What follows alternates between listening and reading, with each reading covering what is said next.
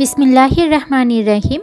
আসসালামু আলাইকুম। Hello viewers, কেমন আছেন সবাই? আশা করি আল্লাহর অশেষ রহমতে সবাই ভালো আছেন। আলহামদুলিল্লাহ, আমরাও ভালো আছি। ঘুম থেকে উঠেই কিছু শুকনা কাপড় ছিল, সেগুলো আমি এখন গুছিয়ে নিচ্ছি। মেয়েরা অন্য সব কাজ করে দিলেও কিন্তু সাহায্য করলেও তাদের কাপড় ভাঁজ করার ক্ষেত্রে তারা কিন্তু সাহায্য করতে চায় না। ছোট মেয়ে যদিও করতে চায়, বড় মেয়ের এই কাজটা একেবারেই অপছন্দ। তবে মানুষ আসলে এরকমই হয়ে থাকে, সবার যে সব কাজ পছন্দের হবে বিষয়টা কিন্তু এমনও না।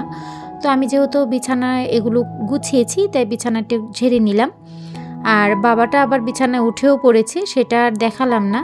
তো এরপর আপনাদের ভাইয়া খাবারের জন্য কিছু বিস্কুট নিয়ে এসেছিল। এখানে টোস্ট ছিল, যেহেতু আমি সন্ধ্যায় চা খাই, বা অনেক সময় বাচ্চারা দেখা যায় প্রতিদিন ভাজা পোড়া দেওয়াটা আসলে ঠিক হয়ে ওঠে না, বা অনেক সময় আমি দেই না। তো সেক্ষেত্রে ওরা দুধ খেতে চায় না, তো দুধের মধ্যে যদি এই টোস্টগুলো ভিজিয়ে দিই তাহলে কিন্তু সন্ধ্যার একটা নাস্তাও হয়ে যায়, সেই সাথে ওদের দুধের যে চাহিদাটা আছে সেটাও পূরণ হয়ে যায়। আর এরপর নিয়ে এসেছি কিছু নিমকি, কারণ নিমকিটাও আমার ছোটো মেয়ে ঘুরে ঘুরে একটা বাটিতে নিয়ে নিয়ে কয়েকটা সে খায়, কারণ একটু একটু করে কিন্তু ছোট ছোট ক্ষুধাগুলো সবসময় ওদেরকে পেয়ে থাকে। যেহেতু ওরা ছোট মানুষ, এরকম ক্ষুধা আমাদের বড়দেরও লাগে, হয়তো বা বড়রা কাজের চাপে বা কাজের ঝামেলার জন্য খাই না, বা ওরকম সময় করে উঠতে পারি না। তো ওরা ছোট মানুষ, ওরা আসলে বাসায় থাকে, আর আমাদের বাসার আশেপাশে দোকানপাট নেই, তাই ওর বাবার কিন্তু এগুলো সব কিছু আগে এনে রেখে দিতে হয়। আর এই যে দেখুন, আমি নিজে কেক বানাই, অথচ সে কেক নিয়ে এসেছে। তাকে আমি বলছি যে তুমি কেক কেন নিয়ে এসেছো, এগুলো তো খেতে ভালো লাগে না। তো সে বলছে যে আপাতত মেয়েরা খাবে, তোমার যখন ভালো লাগবে তুমি তখন বানিয়ে দিও। কারণ আমার আসলে ইদানিং শরীরটা বেশি ভালো যাচ্ছে না, সে কারণে সে আমাকে এক্সট্রা কোনো চাপ দিতে চাচ্ছে না। আর কেক বানানো মানে অনেক বেশি ঝামেলা, অনেকটা সময় দাঁড়িয়ে থাকতে হয় পায়ের উপর, সেই সাথে পায়ের ব্যথাও প্রচণ্ড পরিমাণে। আর দ্বিতীয়ত হচ্ছে অনেকগুলো থালা বাসন জমে যায়। একটা কেক বানানোর পিছনে কিন্তু অনেকটা শ্রম থাকে। অনেকেই কেকের দাম শুনলে ভয় পেয়ে যান। আসলে তাদেরকে বলবো, এই থালা বাসনগুলো ধোয়া, তারপর এত এত কাজ জমে যায়, সেগুলো যদি একদিন দেখেন তাহলে হয়তো কখনোই আর এই কথাটা বলবেন না বা এই কমপ্লেনটা করবেন না। তবে যারা দোকানের জিনিস খেয়ে অভ্যস্ত তাদের কাছে কমপ্লেন সবসময়ই থেকে যাবে, তারা বাসায় তৈরি জিনিসের কদর কখনোই বুঝবে না। যাই হোক, এই টপিকস বাদ দিলাম, যার যার পছন্দ, যার যার রুচি। এখানে কিছু বিস্কুট ছিল, বিস্কুটগুলো মেয়েরা বয়মের যে মোটকাটা ছিল সেটা ভালো করে না লাগানোর কারণে নেতিয়ে গেছে। তো এই বিস্কুটগুলো যেহেতু ভালো, নতুন এনেছে মাত্র, এগুলোকে কিভাবে আর ফেলে দিই। তো আমি বুদ্ধি করে এগুলোকে ওভেনে দিয়ে দিলাম, আর যাতে করে একটু মুচমুচে হয়ে যায়। আর কয়েক মিনিটের মধ্যেই কিন্তু বিস্কুটগুলো খুব সুন্দর মুচমুচে হয়ে গেছে। সাথে একটা ড্যানিশও দিয়েছি। ড্যানিশটা যতই মুচমুচে থাকুক, আমার পুনরায় কিন্তু এটা গরম করে মুচমুচে করে খেতে ভালো লাগে, তো সেজন্যই এগুলো করা। আর বিস্কুটগুলি বয়মে ভরে নিয়েছি। কয়েকদিন আগের ভিডিওতে বলেছিলাম আমি, মধ্যবিত্তরা আসলে সবসময় সব চাহিদা পূরণ করতে পারে না। তো এই কথাগুলো শুনে আপনাদের ভাইয়ের মাথায় ঘুরপাক করছিল, হয়তো বা আমি গরুর মাংস খেতে চাচ্ছি বা ভালো কিছু খেতে চাচ্ছি। তো তার যা মনে হয়েছে সে তাই করেছে, তার মন চাওয়া মতো তার চোখের সামনে নাকি আজকে ভালো মাংস ছিল। তো মাংসগুলো যদিও আমার পছন্দের ছিল না, তার কাছে পছন্দ হয়েছে, তো সে তো নিয়ে আসবেই। তাকে আসলে হাজার কিছু বললো, এখন আর কোনো লাভ নেই। তো আমি এগুলোকে দুই ভাগে ভাগ করে নিয়েছি, আর অল্প কিছুটা মাংস নিয়ে নিয়েছি আজকে রান্না করার জন্য। যেহেতু আমরা মধ্যবিত্ত মানুষ, আমাদের কিন্তু এভাবেই রান্না বান্না করতে হয়। এখানে বাবুর জন্য পাঙ্গাস মাছ আনা হয়েছে, সেটাও আমি 2 টুকরো 3 টুকরো করে করে ছোট ছোট করে পলি করে রেখে দিচ্ছি, যাতে করে রান্নার আগে নামিয়ে এগুলো খুব তাড়াতাড়ি ছুটে যায় এবং রান্না করতেও সুবিধে হয়। তো আসলে এখানে আমি কিছু কথা বলতে চাই আমার ওই সকল আপুদের উদ্দেশ্যে, যে সকল আপুরা 10,000, 5,000, 15,000 এরকম টাকায়, অল্প টাকায় সংসার চালানোর মতো বিভিন্ন ধরনের ভিডিও দিয়ে থাকে লাগাতার। আমার কাছে মনে হয় আসলে যে যার সংসারের চাহিদা মতো তার টাকাটা খরচ করে থাকে। যেমন আমাদের পরিবারে খাবার দাবারের অনেক বেশি খরচ না করে চললেও আমরা কিন্তু তেমন কিছুই আয় করতে পারি না, কারণ আমাদের বেশিরভাগ সময় ডক্টরের খরচে অনেক টাকা চলে যায়। মাত্র 1 মাস আগের কথা, আপনারা জানেন যারা রেগুলার আমার ভিডিও দেখেন, আমার বাবুটা ডেঙ্গুতে আক্রান্ত হয়েছিল। ঠিক ওই একই মাসে বাবুর কিছু আয়রন টেস্ট করা ছিল, আর আমার ডক্টরের কাছে যাওয়া ছিল। টোটাল সর্বমোট আমাদের ওই মাসেই 40,000 টাকার উপরে লেগে গেছে। তো আমরা কিভাবে আয় করে চলবো? তাই আমি ওই সকল আপুদের উদ্দেশ্যে বলছি, যারা এরকম বিভ্রান্তিকর সব ক্যাপশন দিয়ে দিয়ে ভিডিও ছাড়েন, এগুলো বন্ধ করে দেন। মানুষ কিন্তু এভাবে আসলে প্রতারণার শিকার হয় বা অনেকের সংসারে এগুলো নিয়ে ঝামেলাও শুরু হয়ে যায়।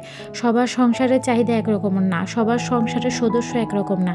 যেমন আমরা 5 জন, কিন্তু 5 জন হলেও এই 5 জন যদি আমরা বড় হতাম আমাদের একরকম খরচ হতো। আর 5 জনের মধ্যে আমার 3 জনই ছোট, এর মধ্যে একজন তো পুরোই ছোট, সেজন্য তার খরচটা বেশি। কারণ এত ছোটোবেলায় কিন্তু বাচ্চাদের ডাক্তারটা একটু বেশিই লাগে। আস্তে আস্তে বাচ্চারা বড় হতে থাকে আর ডক্টরের খরচও কমতে থাকে, সেই সাথে অন্যান্য চাহিদাও কমতে থাকে। যেমন দেখুন, এই যে শীত চলে এসেছে, এই শীতে কিন্তু বাচ্চার অনেকগুলো কাপড় চোপড় লাগে, সেই সাথে বাচ্চাদের ডক্টর তো একেবারে লাগাতার লেগেই থাকে। তাহলে এই খরচগুলো কিভাবে কি করা? যাদের একটা বাচ্চা নিয়ে বলেন যে আমার সংসার এতটুকু টাকায় চলে যায়, তাদের উদ্দেশ্যে আমি বলছি, হয় না ভাই। এখন যেই দ্রব্যমূল্যের ঊর্ধ্বগতি, এই অবস্থায় সব কিছু এত কমে কমে হয়ে যায় না। আবার হয়তো হয় অনেকের, কিভাবে হয় সেটা আল্লাহই ভালো জানে। আল্লাহ হয়তো তার সংসারে অন্য দিকের খরচগুলি একটু কমিয়ে রাখে, খরচটা কম হওয়ার কারণেই হয়তো তার কম টাকা দিয়েই হয়ে যায়। যেমন আমাদের একটা সময় ছিল, আপনার ভাইয়া মাত্র 6,000 টাকা বেতন পেত। তো 6,000 টাকা বেতনেও আমরা 1 টাকা ঋণ দেনা এরকম কিছুই ছিলাম না, আবার সুন্দর মতো সংসারও চলে গেছে। কিন্তু এখন তো টাকাও বেশি কামায়, কিন্তু ইনকাম বেশি হলেও এখন কিন্তু খরচ এর চেয়ে আরও বেশি হয়ে গেছে। তো এটা হচ্ছে যার যার পারিবারিক অবস্থার উপর নির্ভর করে কে কত টাকা দিয়ে সংসার চালাবে। তো আমরা আসলে খাবার দাবারের দিক থেকে যতটা সঞ্চয় করার চেষ্টা করি, সেটা কিন্তু ডক্টর এসে নিয়ে যায়। তো এরকম অনেকেরই আছে যে ডাক্তারের টাকা কম লাগে, কিন্তু তাদের খাবার দাবারের টাকাটা বেশি লাগে। আর বাচ্চাদের ক্ষেত্রে বাচ্চাদের খাবার দাবার এক্সট্রা অনেক কিছুই কিন্তু চলে আসে, যা কিন্তু বড়দের বেলা প্রয়োজন পড়ে না। তো এই সমস্ত ক্যাপশন দিয়ে আসলে মানুষকে একেবারে খুব উৎসুক করে ওই পর্যায়ে নিয়ে যাওয়াটা আমার কাছে একেবারেই বোকামি মনে হয়। তাই আমার কাছে মনে হয় আপনি আপনার সংসারে কিভাবে কতটুকু আয় করবেন, সেটা পুরোপুরি আপনার উপরেই কিন্তু নির্ভর করে। অনেক কথা বলে ফেললাম, কথার মাঝে যদি কোনো ধরনের ভুল হয়ে থাকে ক্ষমাসুলভ দৃষ্টিতে দেখবেন। কথাগুলো কাউকে আঘাত করার জন্য বলিনি, আসলে টানা এক একজনের এরকম ট্রেন্ডিং ভিডিও দেখে সেটার উপর ভিত্তি করে কথাগুলো বলেছি, একজন ব্যক্তিকে উদ্দেশ্য করেও কথাগুলো বলিনি। যদি কেউ কষ্ট পেয়ে থাকেন তাহলে ক্ষমা করে দিবেন। তো আজকে আমাদের একটি বিশেষ দিন, সেজন্য এত আয়োজন একটু একটু করে করেছি। এত আয়োজন বলতে যাই করেছি আলহামদুলিল্লাহ, এবং এই সব কিছুই আমাদের সবার খুব পছন্দের ছিল। তো এখানে সর্ষে শাক, ডাল, গরুর মাংস ভুনা করে নিয়েছি। আর এই তো এর পরবর্তীতে চলে এলাম গিফটের পালায়। আজকে আমাদের 15 বছর শেষ হলো, মানে পূর্ণ হলো আমাদের জীবনের। দুজনেরই 15 বছরের মধ্যে 15,000 বছরের মতো অভিজ্ঞতা দুজন অর্জন করেছি। দুজনেরই মোটামুটি কম বয়সে বিয়ে হয়েছে, কিন্তু আমরা দুনিয়াতে এত কিছু পরিস্থিতি ফেস করেছি যে আমাদের ম্যাচুরিটি অনেক তাড়াতাড়ি চলে এসেছে। যেমন আমি অল্প বয়সে অনেক বেশি ম্যাচিউর হয়ে গেছি। ম্যাচুরিটি অনেকেই বলে থাকে বয়স হয়নি, বয়সে হয় না, ম্যাচুরিটি আসে মানুষের পরিস্থিতির শিকারে। মানুষ যখন যত বেশি পরিস্থিতি তার জীবনে ফেস করবে, সে তত বেশি ম্যাচিউর হয়ে উঠবে আস্তে আস্তে।